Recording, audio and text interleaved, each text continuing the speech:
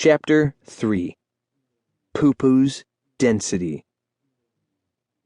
The dogs followed the clanging sound through the woods. Every minute or so they would stop, wait for the noise to ring out again, adjust their angle of pursuit, and move toward it. Each time they stopped to listen, Poo-Poo took advantage of the opportunity to do his favorite thing, lift his head toward the higher branches and sniff for squirrels. "Those conniving, fuzzy puff buckets are getting pretty smart," he said during one of these stops. "You mean the squirrels, Poo-Poo?" asked Karen. "That's right," Poo-Poo answered and nodded curtly. "Those whisker twitchers have become highly advanced, I think. The nut-dropping scoundrels are hiding better than ever." Mutt asked, "How do you think they're doing that?" Poo-Poo was quick to answer. "Well, obviously they've had to create a whole new array of weapons and tools to combat my superior squirrel hunting skills. That's certainly why it's so hard for me to find them lately. Those stinky furballs created new methods and devices in a last-ditch attempt to cling to any final hope for species survival. They had to do it to stand any chance against me." His friends were quite impressed with this concept. Mutt asked, "What new tools have they developed, Poo-Poo?" "I wish I knew, Mutt. I wish I knew," answered Poo-Poo. "I wouldn't be surprised if they now have cloaking devices to hide themselves from my tremendous sniffing abilities. Or, perhaps, they invented a camouflage machine. I bet they scurry into it whenever their radar devices detect I'm in the area." "Camouflage machine?" Karen asked. "Radar devices?" "For sure," Poo-Poo said, and nodded with absolute confidence. "It's why I can't find those nasty fluffballs. It's the only explanation I can think of." Stripes, Mutt, and Karen were almost awestruck by everything Poo-Poo said.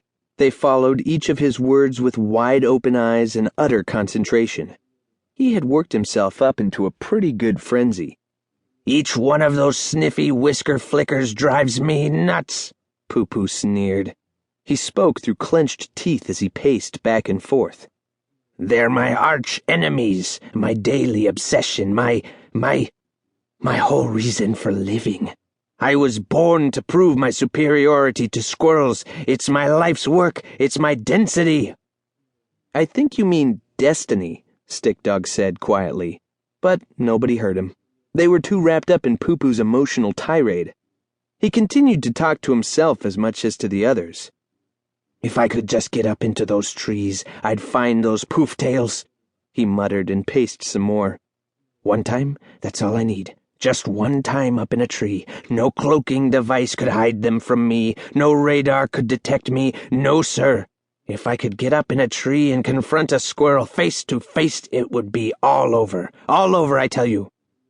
As Poo-Poo ranted, Stick-Dog continued to wonder about the sound. He thought they were pretty close, and he hoped the investigation into that sound would take Poo-Poo's mind off squirrels, and take everybody else's minds off their hunger. He knew his friends were hungry. Berries and creek water were not enough to subsist on. Stick-Dog was running out of ideas. He was worried, but he didn't want his friends to know that.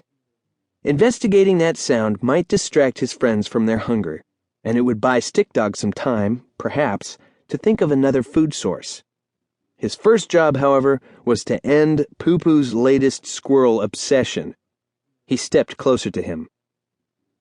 "I'm sorry you can't get up in a tree, Poo-Poo," Stick-Dog said seriously. "I'm sure, heck, I'm positive, that if you did, you would prove yourself against a squirrel." "You bet I would.